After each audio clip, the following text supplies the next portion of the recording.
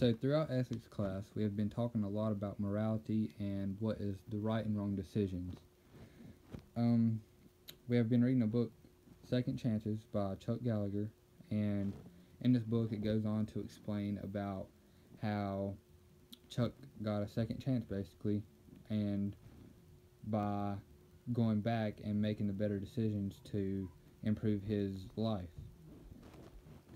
It starts out by telling us about his past a little bit and what's been going on.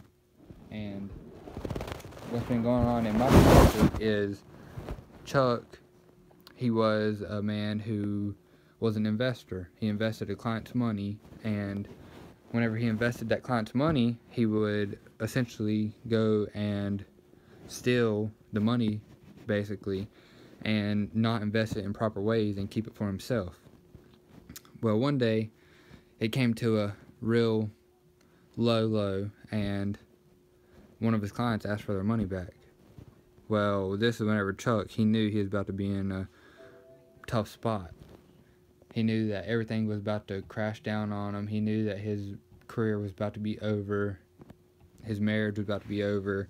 All his business partners were going to be angry, of course, and his business was going to crumble to pieces. So,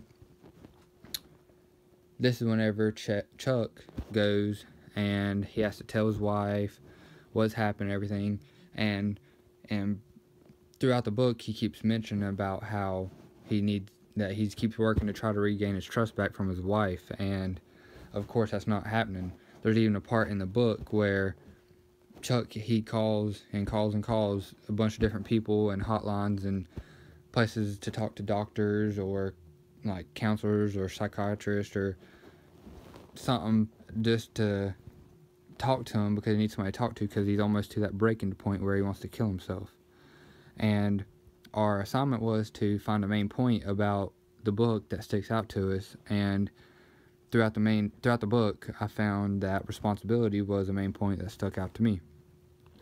Responsibility, it plays a big part of my life because I like to manage it, and it's something that you have to manage daily, especially whenever you're trying to go to school, manage a work life, and even hang out with friends and have a personal life and a family life, really.